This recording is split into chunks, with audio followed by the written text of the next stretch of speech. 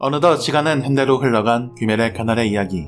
먼저 탄지로와 카나오가 맺어진 결과로 그들의 자손인 카마도 카나타와 카마도 스미히코의 시점으로 시작합니다. 형 카나타는 늦잠을 자는 스미히코를 깨웠지만 일어나지 않자 먼저 등교하게 되죠. 스미히코는 잠을 자는 게 좋았습니다. 그 이유는 최근 할머니 꿈을 꾸었기 때문인데, 어릴 적 할머니 댁에 놀러가면 할머니가 헬귀에 관한 옛날 이야기를 해주곤 했습니다. 어린 스미히코는 헬귀의 이야기에 두근두근 떨면서 무서워했고, 이에 솔직하지 못한 카나타는 헬귀 같은 건 없다고 부정했죠. 그러자 할머니는 미소 지으며 고개를 끄덕였는데, 고조 할아버지와 고조 할머니가 다같이 노력해서 사람 잡아먹는 헬귀를 쓰러뜨렸으니 이제는 괜찮다고 아이들을 안심시켜 주었습니다. 카마도가에는 이렇게 탄지로네의 이야기가 구전으로 전해지고 있었죠. 그때 스미히코가 죽은 사람은 어떻게 되냐고 물었더니 할머니는 분명 다시 태어나 사랑하는 사람과 행복하게 잘 살고 있을 거라고 답해 주었습니다. 그러자 갑자기 카나타는 그런 건 거짓말이라며 화를 내는데, 그에겐 전생의 기억 같은 건 없었기에 할머니의 말을 믿지 못했습니다. 그래도 어딘가에서 다시 태어나 행복하게 잘 살고 있을지도 모른다고 생각하면 슬픈 마음과 외로운 마음은 조금은 덜해져서 안심이겠다라고 스미히코가 말했더니 카나타는 훌쩍이며 긍정해 주었습니다. 그렇다면 혈귀도 과연 환생할 수 있을까요? 그들은 시간이 좀 걸리겠지만 언젠가 신이 용서해 준다면 다시 이 세상에 태어날 수 있을 것이었습니다. 스미히코는 고조 할아버지와 고조 할머니인 탄지로와 카나오가 어떤 사람인지 궁금해했습니다. 그리고 독자들을 말하는 거겠죠. 그들을 아는 사람이 부럽다고 말하고, 사람의 인생은 이야기여서 그런 누군가의 이야기를 듣는 것을 스미히코는 좋아했습니다. 귀멸의 카날에서 다양한 주들과 혈귀, 사람들의 이야기가 그려졌듯 사람은 각자의 이야기를 오로지 그 사람만의, 그 사람밖에 모르는 이야기를 가지고 살아가고 있었고, 탄지로네의 이야기가 할머니를 통해 손자에게로 전해졌듯 또 다른 방법으로 이야기는 전해지고 있었습니다. 아가츠마가의 후손인 요시테루는 책을 통해 탄지로 세대의 이야기를 알게 됩니다. 그런 요시테루를 그의 누나인 토호코가 나타나 등짝을 발로 차며 또 증조 할아버지가 쓴 거짓 소설을 읽고 있냐고 화를 냈는데, 다같이 목숨을 걸고 헬귀 시조를 쓰러뜨렸다는 요시테루의 말을 통해 원래 망상소설에 불과하던 제니츠전은 탄지로 덕분에 제대로 쓰였다는 걸 알 수 있었죠.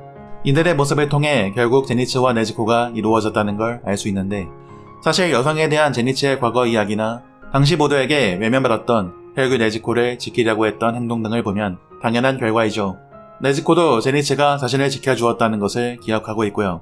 그리고 곧 요시테루가 토호코에게 윤의 환생을 믿는지 물었고, 평화를 위해 헬귀와 싸우다 목숨을 잃은 사람들은 분명 다들 다시 태어나 행복하게 잘 살고 있을 거라고 믿는다는 그의 말을 끝으로 이들의 등굣길을 통해 헬귀가 없는 현대 사회에서 행복하게 지내는 탄지로의 동료들의 모습을 그려내며 마무리하게 됩니다.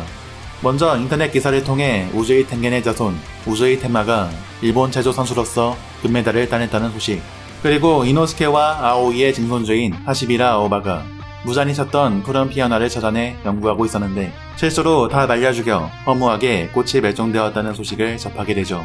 다음으로 횡단보도에서 다시 쌍둥이 형제로 환생한 유이치로와 무이치로 형제, 그리고 전에는 세상에 나지 못했던 아이와 함께할 수 있게 된 요리이치와 우타 부부와 길거리에서 인근 여학교에 다니는 다시의 자매로 환생한 코초우 자매와 마주치게 됩니다.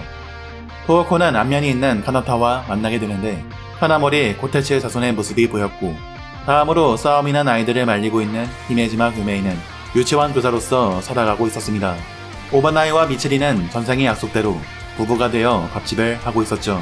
그리고 나머지 사람들의 모습은 탄지로의 자손이면서 환생으로 추정되는 스미히코를 통해 보여주게 됩니다. 그는 파쿠르를 통해 뛰어난 신체 능력을 보여준 뒤 등교하게 되는데, 먼저 지고로와 우로코다키가 장기를 두고 있었죠. 그들의 집에선 단명하는 저주에서 벗어나 일본 최고령 기록을 경신한 키리아의 소식이 나왔습니다. 그리고 하가네즈카 정비소를 지나 나비저택의 아이들과 마주하게 되고 무단 횡단하다가 경찰차를 파쿠르하며 넘어가게 되는데, 그 경찰차에는 사네미의 자손과 게나의 환생이 타고 있었습니다. 곧 등교 시간이 촉박해지자 스미히코는 초조함을 느꼈고, 그때 전생엔 물의 호흡을 사용해서 같은 수양교실에 다니는 기유의 자손과 환생한 사비토, 마쿠모와 마주치게 되죠.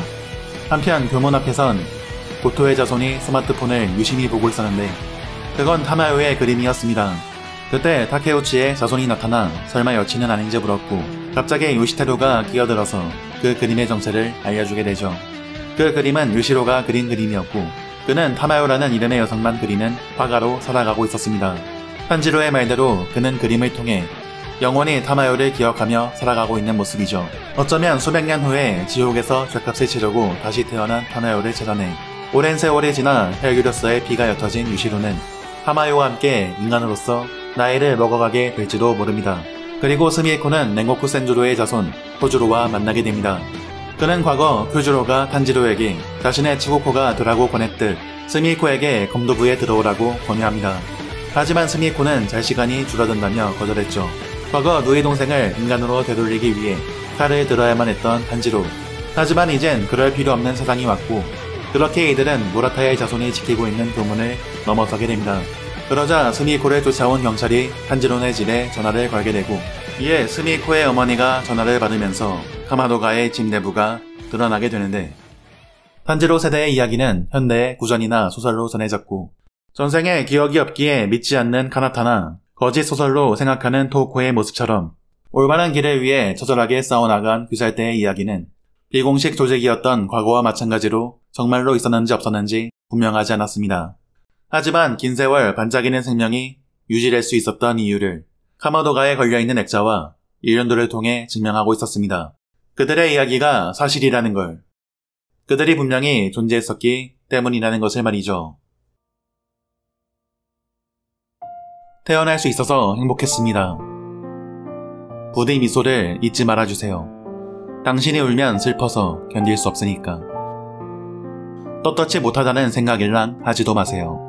우리가 있었다는 걸 기억해 주는 것만으로도 족하니까. 함께 싸우고 함께 웃었잖아요. 형제처럼 부모 자식처럼. 가슴 활짝 펴세요. 당신을 만날 수 있었던 건 그 무엇보다 큰 행운 그리고 행복이었으니까. 당신의 존재가 나를 구원하고 고독도 전부 걷어차 주었습니다. 당신을 생각할 때면 불타오르는 듯한 힘이 몸속에서 불끈 샘솟는답니다. 가능하다면 살아서 곁에 있고 싶었어요. 다들 그러했죠. 가장 큰 바람은. 하지만 선택해야만 했습니다. 살 것인지 죽을 것인지 이길 것인지 질 것인지. 그래도 그나마 선택할 수 있다는 것만 해도 행복한 일이에요. 정말로 괴로운 일은 눈사태처럼 순식간에 사람을 집어삼키고 아무것도 선택하게 해주지 않으니까요. 그저 지키고 싶었습니다. 내 목숨보다도 당신의 목숨이 중요했으니까요. 행복은 길이가 중요한 게 아닙니다. 봐주었으면 해요. 나의 이 행복이 얼마나 깊은지. 나 자신이 불행하다는 생각 따윈 한 번도 해본 적이 없어요. 포기하지 말고 도망치지 않고 계속 믿으며 언제든지 그 순간 내가 할 수 있는 최선을 다했습니다. 수없이 많은 강한 마음들이 크나큰 칼날이 되어 적을 처단했지요.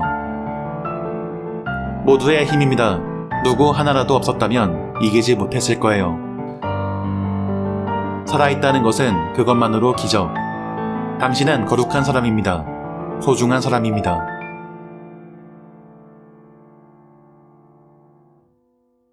최선을 다해 살아주세요.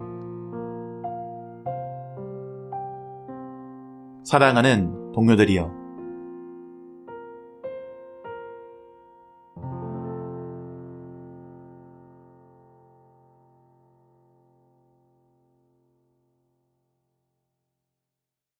자, 이렇게 길었던 귀멸의 칼날 이야기가 끝을 맺었습니다. 먼저 현대 엔딩에 관해서 좀 이야기해보자면 전생에서 죽어간 이들의 행복한 모습을 보여준다는 의도는 좋아서 큰 문제는 없다고 보는데 개인적으로 아쉬운 부분은 스미코가 되겠네요. 솔직히 마지막은 역시 주인공이 장식하는 게 정석 클리셰인지라 파쿠르하는 운동신경, 탄지로와 나이가 같은 점을 볼 때 탄지로의 후손이자 환생은 스미코가 될 것 같습니다. 그런데 네즈코의 설정 따라 잠을 좋아한다는 것도 좋고 검을 줄 필요가 없는 세상이 온 것도 좋지만 역시 그래도 공경에 처한 누군가를 돕는 장면 같은 걸 넣어주면서 오랜 세월이 지났어도 탄지로가 가졌던 고유한 선함은 변함이 없다는 것을 연출해 주었다면 어떠했을까 하는 아쉬움이 있네요. 예전에는 전남이었고 이번엔 동생이라서 이렇게 설정한 것 같은데 그래도 독자들은 기존 탄지로의 모습을 더 기대하니까요. 스미코는 너무 게으름뱅이 같은 모습만 보여주어서 근면성실한 탄지로와는 너무 갭이 크달까?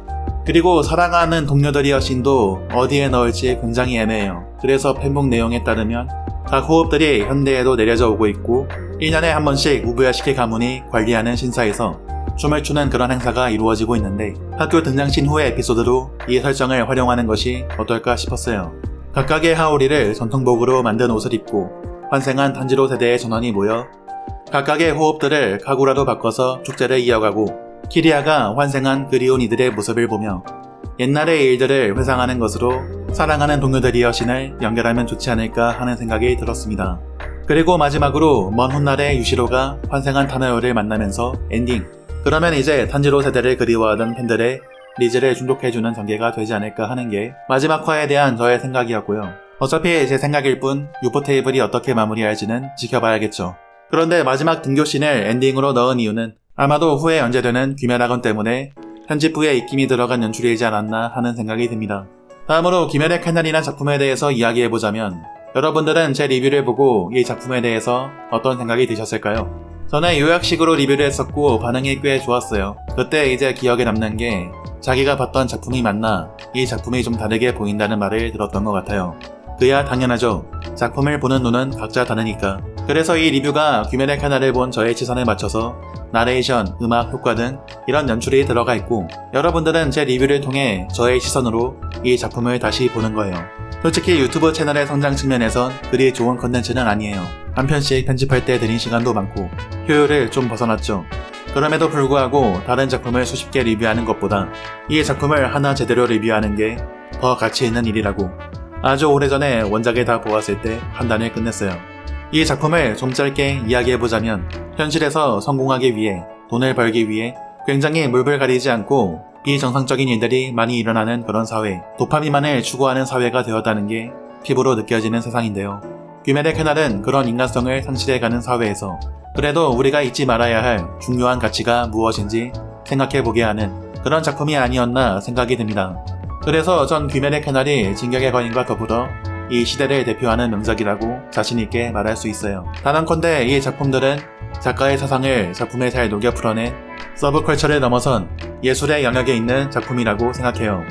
이 작품에서 탄지로를 통해 여러 인물이 영향을 받았듯 작가는 이 작품을 통해 독자들에게 어떤 영향을 주고 싶었던 거라고 저는 생각하고 있고 여러분들이 그것을 혹시 느끼지 못했다면 제 리뷰를 통해서 그것을 느끼게 하는 게 목적이었습니다. 뭐 더 자세한 이야기는 나중에 차차 리뷰를 해나갈 테지만요. 아무튼 저의 연출하는 리뷰는 유튜브 리뷰 역사상 큰 획을 그었다고 스스로를 올려쳐보면서 이 리뷰를 끝마쳐 보도록 하겠습니다. 다음 영상에서 뵙도록 할게요. 안녕.